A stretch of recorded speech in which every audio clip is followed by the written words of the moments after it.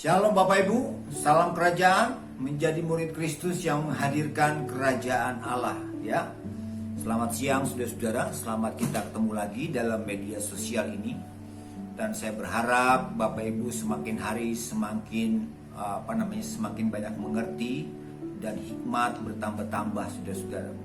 Nah, sebelum saya sharing kepada Bapak Ibu sekalian, saya ajak kita berdoa dulu bersama. Bapa di surga, terima kasih Tuhan Yesus pada siang hari ini. Hamba berdoa buat anak-anak Tuhan yang berada di mana saja mereka berada ya Tuhan. Biar kiranya Tuhan mengaruniakan hikmat, marifat kepada mereka, sehingga mereka dapat mengerti dan mengetahui rahasia tentang kerajaan Allah ya Tuhan. Terima kasih Tuhan, dan kami ucap syukur pada siang hari ini kami boleh share. Biarlah Tuhan mengurapi hamba-Mu Tuhan. Terima kasih Tuhan. Dalam nama Tuhan Yesus Kristus, semua yang percaya katakan amin. Ya. Baik Bapak Ibu, pada siang hari ini saya coba akan share tentang sesuatu yang paling penting lagi, yaitu ada 3 aspek utama dalam kerajaan Allah. Yang pertama adalah realitas kerajaan Allah, saudara-saudara. Nah, realitas ini sangat banyak, saudara. Artinya kita harus mencapai sebuah target, saudara-saudara. Kita harus bisa menerima sebuah kenyataan yang sama, saudara. Ya, handphone di tangan kiri saya dan kerajaan Allah di tangan kanan saya, kita bisa melihat yang sama, saudara. Ya, sama nyatanya seperti handphone ini, saudara. Itulah realitas, saudara. Maka saya katakan, Mary Foskett pernah berkata bahwa sampai detik ini banyak gereja belum bisa menerima sebuah realitas yang sama, saudara. Nah, kenapa saudara? Karena untuk mengetahui rahasia kerajaan Allah itu dibutuhkan sebuah karunia, saudara.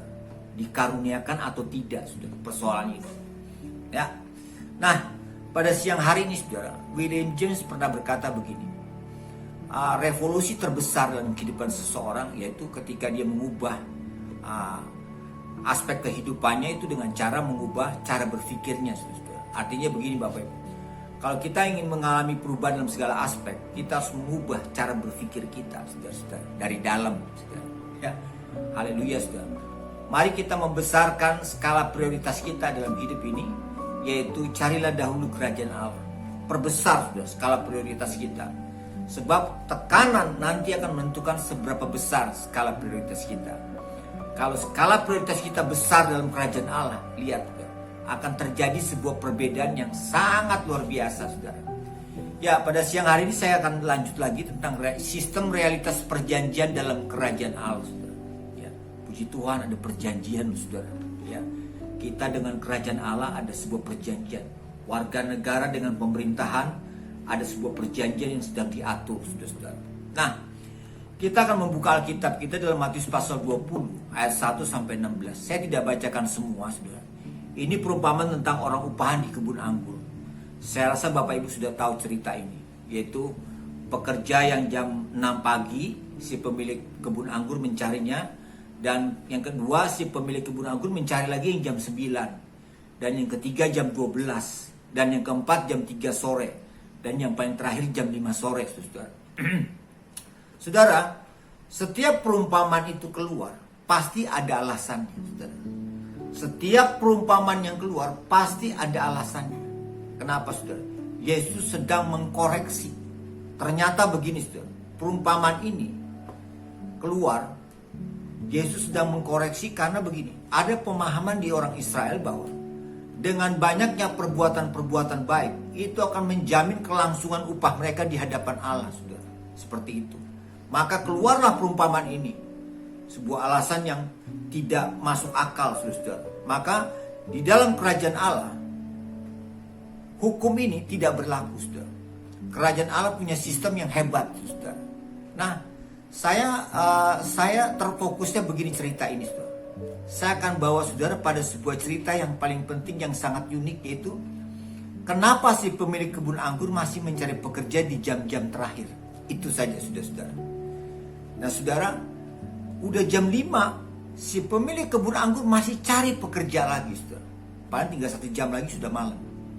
Zaman dahulu, saudara, orang Yahudi, orang Israel menganggap malam itu kalau matahari sudah terbenam. Kalau kita kan orang Indonesia jam 10 malam baru dibilang malam, saudara. Ya. Nah, Standar kerja mereka, waktu atau time-nya itu saudara, pada zaman dahulu itu 10 jam. Ya, 10 jam itu 1 dinar tuh wajar Bapak Ibu. Ya, jadi, tapi ada satu buku yang menjelaskan tentang profil pekerja-pekerja ini. Semua kualitasnya kurang baik, saudara-saudara. Bayangkan mereka nongkrong di pasar sampai jam 9 belum kerja. Maka diajaklah oleh si pemilik kebun anggur masuk di dalam kebunnya dia. Yang jam 12 masih nongkrong bro. Ya, berarti kualitasnya ini kurang baik, skillnya kurang baik, saudara. Sampai jam 3 sore masih nongkrong di pasar, gak ada kerjaan. Dan diajak oleh si pemilik kebun anggur kerja di kebunnya, saudara. Nah, jadi notabene saudara, skill atau pekerjaan mereka ini kurang berkualitas, kurang dipakai, saudara. Tapi si pemilik kebun anggur ini tetap memberi kesempatan kepada mereka untuk dipekerjakan di kebunnya dia, saudara. Sampai jam 5 sore, saudara. Nah, ada 3 alasan sini kenapa si pemilik kebun anggur masih mencari pekerja di jam 5. Saya dulu bertanya-tanya, saudara, ya, karena ini ayat menjadi sebuah perguncingan, ya. Wah, bro, ya kan, udahlah kita tetap sama upah kita 1 dinar, saudara, ya. Maupun yang jam 6 juga tetap 1 dinar. Tapi saya tidak terfokus pada hal itu. Saya terfokus kenapa si pemilik kebun anggur masih mencari pekerja di jam 5, saudara. Rupanya ada 3 alasan. Yang pertama adalah karena si pemilik kebun anggur itu melihat kinerja yang jam 6, jam 9, jam 12, jam 3 sore itu ditakuti tidak mencapai target. Karena pada zaman dahulu kalau udah waktunya panen hari itu ada waktu yang tepat bagi si pemilik kebun anggur. Artinya hari itu harus selesai, saudara. Makanya si pemilik kebun anggur ngelihat, wah ini udah mau jam-jam terakhir belum selesai, saudara. Maka si pemilik kebun anggur cari lagi di pasar, dia lihat, oh ada 1 orang, saudara. Ya, nah sampai jam 5 sore belum kerja itu kualitas kurang baik. Mungkin juga udah tua, saudara, ya. Diajak oleh si pemilik kebun anggur. Itu alasan yang pertama, karena melihat takutnya tidak dapat selesai panen hari itu. Yang kedua, kenapa si pemilik kebun anggur itu masih mencari tenaga kerja di jam 5? Alasan yang kedua adalah takutnya kadar gula dalam anggur itu semakin meningkat kalau besok dipanen, saudara. Makanya ketika si pemilik anggur itu memanen hari itu kadar gulanya tepat, saudara. Nah itu alasannya. Ditakuti kalau besok-besok lagi panennya, kadar gula dalam anggur itu akan mempengaruhi harga pasaran, saudara. Bisa jatuh harganya, saudara. Itu alasan yang kedua. Dan yang ketiga, saudara, memang Alkitab perumpamaan tidak menceritakan mereka kerja hari apa, saudara. Tapi ada satu tafsir mengatakan bahwa mereka kerja itu hari Jumat, saudara. Karena besok sudah mau hari Sabat, makanya, saudara, si pemilik kebun anggur itu masih mencari pekerja yang jam 5 itu supaya cepat selesai karena besok hari Sabat, saudara. Dan orang tidak boleh bekerja, saudara. Nah itulah 3 alasan itu, saudara. Nah saya sangat tertarik dengan perumpamaan ini, saudara. Ya, sangat luar biasa.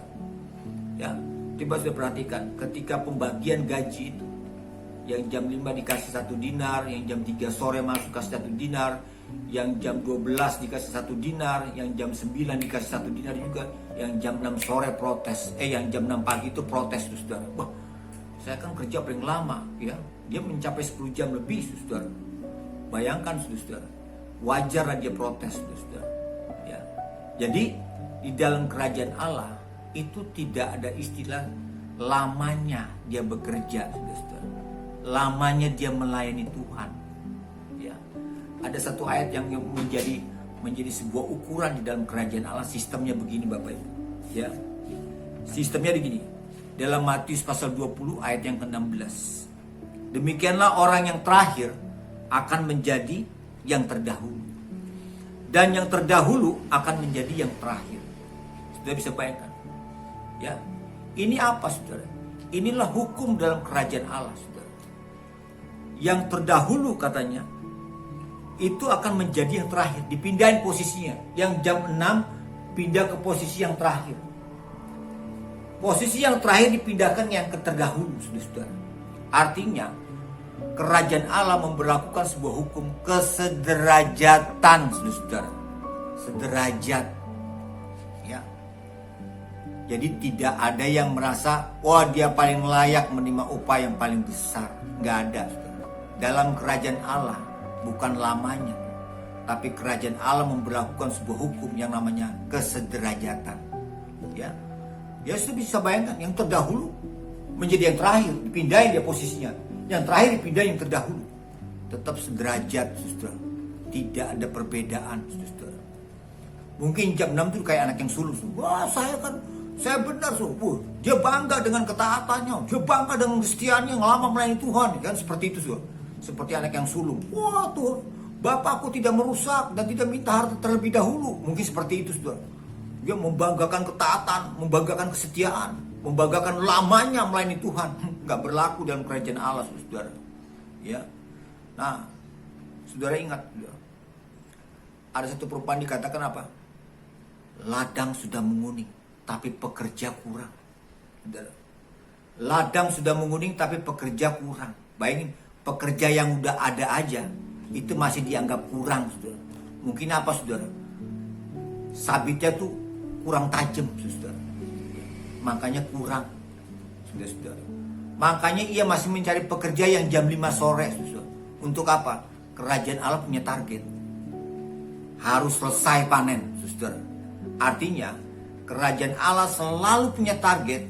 Dia harus mencapai penggenapannya, saudara. Berulang-ulang kali saya katakan, kerajaan Allah akan sampai pada penggenapannya, saudara. Oh, haleluya. Puji Tuhan, Bapak Ibu. Biarlah perumpamaan ini Bapak Ibu dapat mengerti tentang rahasia kerajaan Allah. Dia berkata apa? Bukankah aku bebas memberikan karunia-Ku kepada siapa saja, saudara. Untung Tuhan tuh bebas, saudara. Coba kalau Tuhan tuh ketat, disiplin, flat hukumnya, selesai, nggak masuk hitungan.